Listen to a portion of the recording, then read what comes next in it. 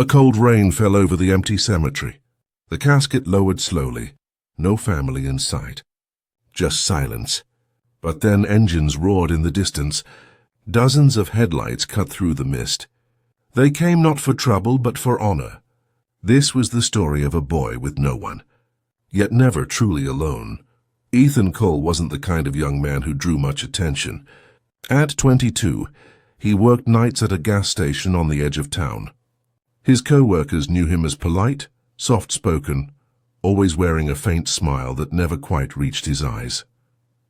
When customers asked about family, he'd shrug, muttering something vague. The truth was harder. His parents had both passed before he finished high school, leaving him without siblings or close relatives.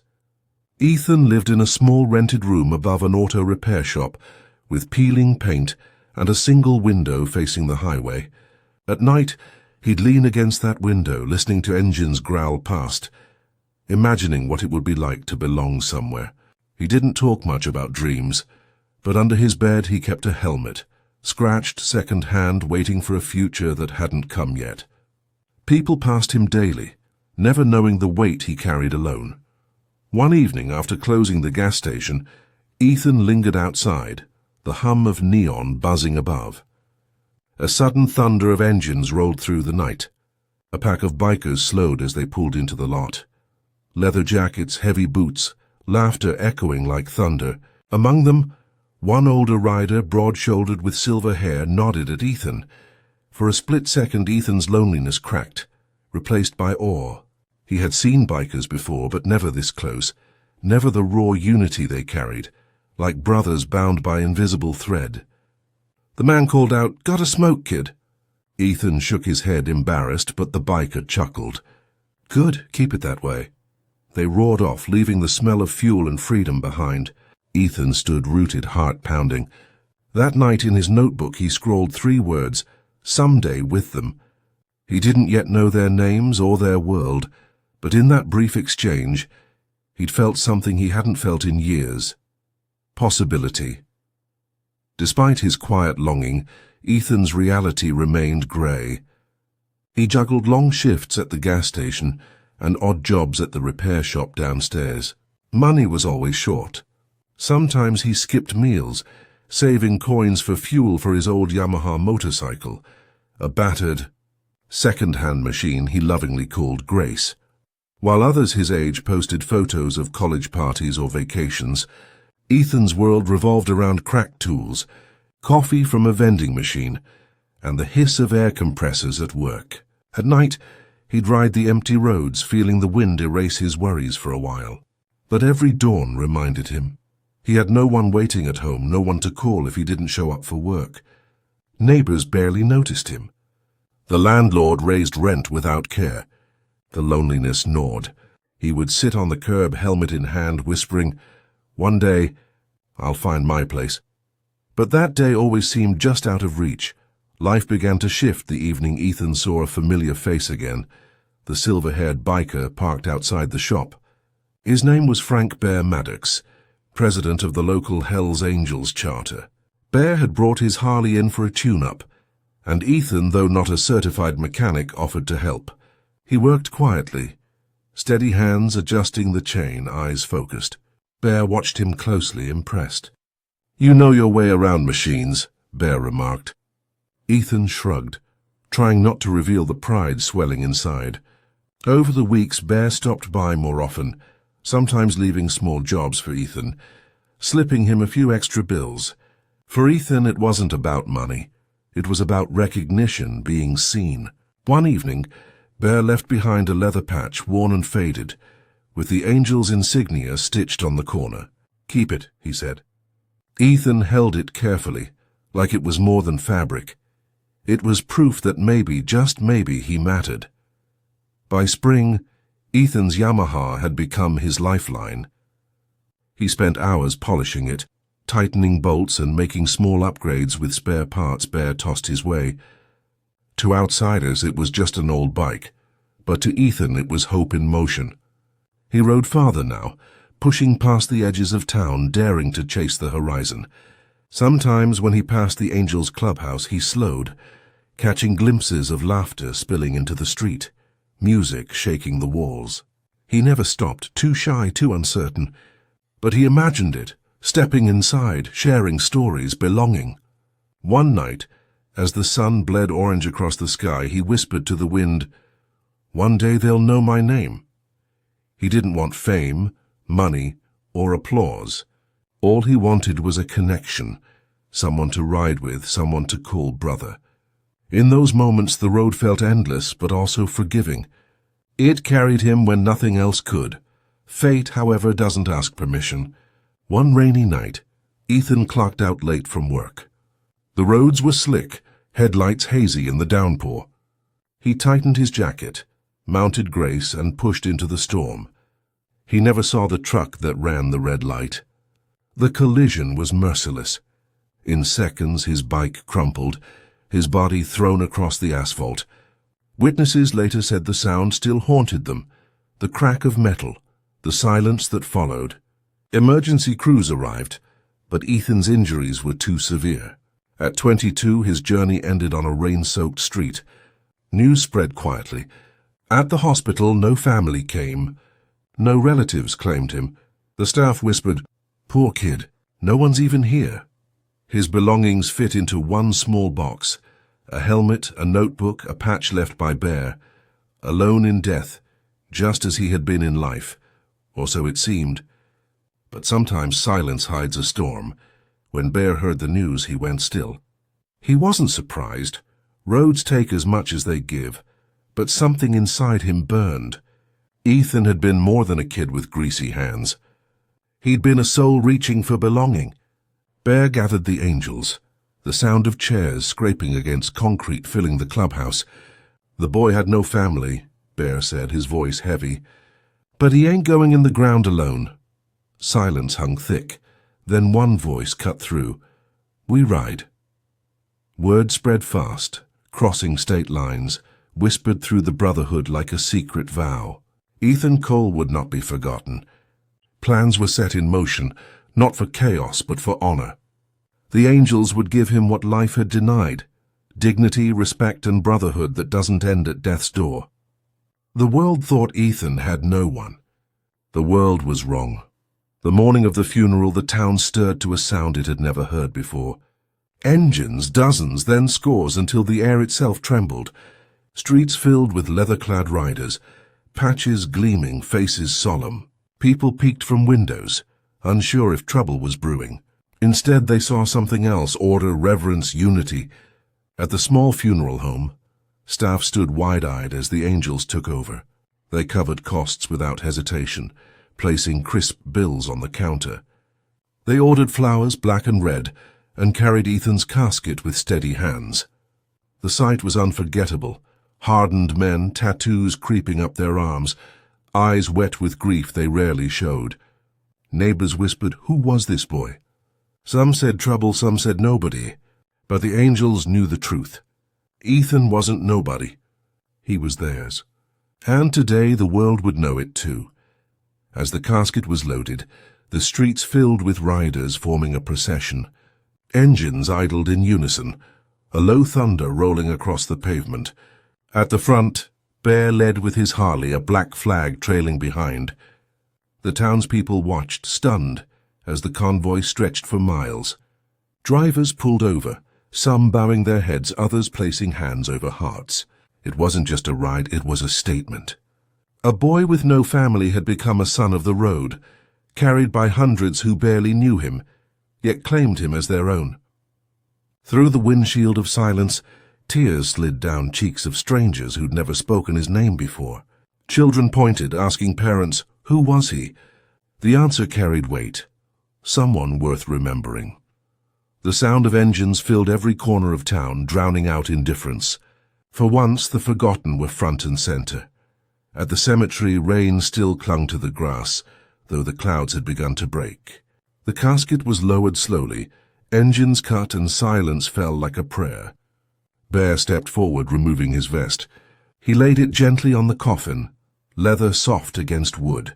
"Ride free, brother," he whispered. One by one, angels followed, draping patches, gloves, helmets. Items that meant everything in their world, now given to a boy who had so little. A preacher cleared his throat, but words caught in his throat. For once the rough men spoke instead, fragments of memory, small kindnesses Ethan had shown. They were not poets, but their voices carried truth. Tears fell freely, unhidden. A town that had once overlooked Ethan stood witness. And in that moment, the boy with nothing left the world with everything. Respect, brotherhood, and love etched into the soil above him. The funeral ended, but the story did not. Weeks later, visitors to the cemetery noticed something unusual. Ethan's grave was never alone. Sometimes one rider stood by, silent as stone. Other times a dozen leaned against their bikes, sharing cigarettes, keeping watch. Fresh flowers always marked the spot. Rain or shine, his grave became a place of pilgrimage, not just for angels, but for strangers touched by the story. Parents brought children, teaching them about loyalty. Veterans saluted. Young bikers left notes promising to ride in his honor. The town realized the angels weren't guarding a grave. They were guarding a truth, that no soul deserves to leave this world unseen. Ethan's name began to spread, not for fame, but for the way he was remembered. Forgotten in life, immortal in death. At diners and barbershops, the story circulated. Did you hear about the boy with no family? The bikers gave him a send-off fit for a king. Some spoke with suspicion, but most with awe. For once, the angels weren't seen as shadows lurking at the edge of town. They were seen as protectors, guardians of dignity. People who had never cared to know Ethan now searched his name, piecing together fragments of his life. The gas station clerk told of his kindness. The repair shop owner admitted he often stayed late, fixing cars for free. Slowly the image of a forgotten boy turned into a legacy. Strangers left coins by his grave. Children drew chalk hearts nearby.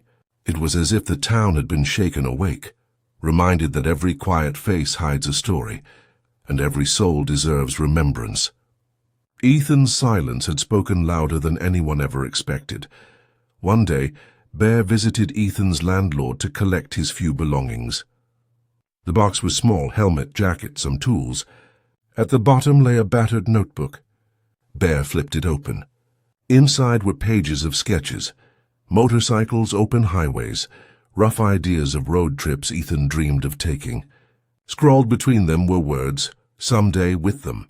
Bear's chest tightened. He carried the notebook to the clubhouse, laying it on the table. "He wanted to ride with us," Bear said quietly. The men leaned in, flipping pages in silence. There were no elaborate speeches, only nods and clenched jaws. From that day, Ethan's notebook became sacred. Before long rides, they placed it in a saddlebag, carrying his dreams with them. Though Ethan never crossed state lines in life, his notebook now traveled further than he ever imagined, riding with brothers he'd longed for, finally part of the road he loved. Summer came, and with it, the Angels' annual memorial ride. That year, Ethan's name was spoken first. His notebook rode at the front, strapped to Bear's Harley. Hundreds joined, roaring across highways, flags snapping in the wind. To outsiders, it might have looked like just another biker rally, but to those who knew, it was a promise fulfilled. Ethan Cole had never worn the patch, never been sworn in. Yet in death he became something more, an eternal brother, honored not by paperwork but by love. "He earned it with his heart," Bear told the crowd. Riders raised helmets high, engines revved like thunder, and the highway seemed to bow beneath them. Ethan's dream, scribbled in quiet ink, was now alive in chrome and leather, echoing across endless miles. Sometimes family isn't the one you're born with. Sometimes it's the one who claims you when you need it most. Months later, Ethan's grave became a destination.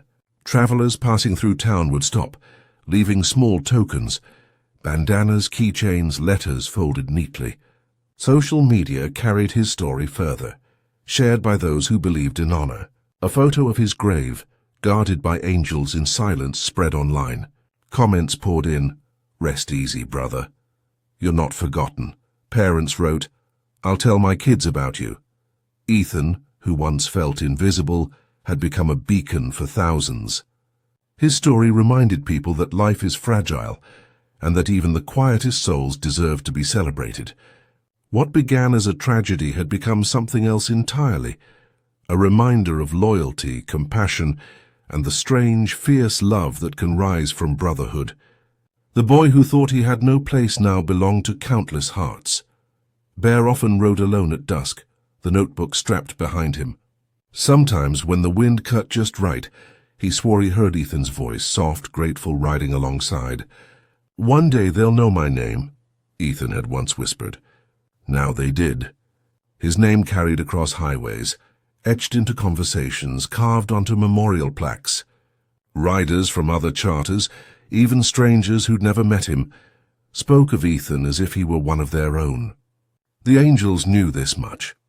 A man isn't measured by wealth or titles, but by the way he's remembered. And Ethan was remembered as a brother.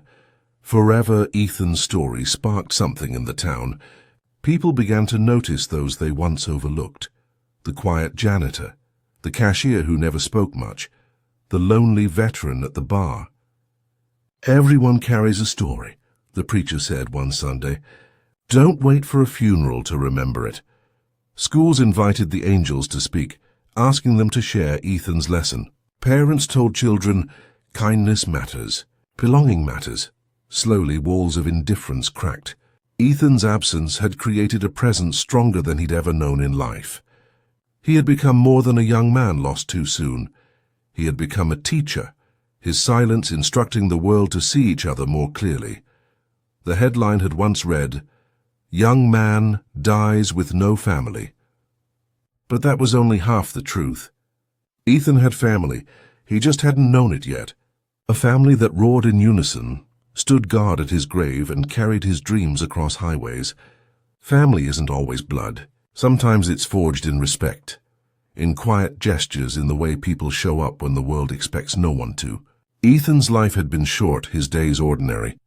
But his ending proved extraordinary, because in the end he was not alone, and he never would be again. On the anniversary of Ethan's passing, the angels gathered once more. The sun dipped low, casting gold across the horizon. Bear lifted the notebook high, then strapped it to his bike. "Let's take him home," he said. Engines roared and the convoy stretched into the distance. They rode not in mourning, but in celebration. Ethan's name was called, echoed back by thunder. The road welcomed him one last time, carrying him into eternity. As the sun sank, Bear whispered to the wind, "Ride free, brother. Ride forever." Years would pass, but Ethan's grave never stood empty. Flowers came and went, seasons shifted, but the angels remained. His story lived on in whispers, in rides dedicated to him, in strangers who never forgot. The boy who once believed he had no place had carved a permanent one in the hearts of many. His legacy was simple yet powerful. No life is too small, no soul too unseen. When engines roared through town, people remembered. And in every echo of thunder on the highway, Ethan Cole's spirit lived, a reminder that even the forgotten can become unforgettable. Ethan's story is more than a tale. It's a truth. No one is ever truly alone when love chooses to remember. If this story moved you, please like, subscribe, and tap the bell. And tell us in the comments, where in the world are you watching from today?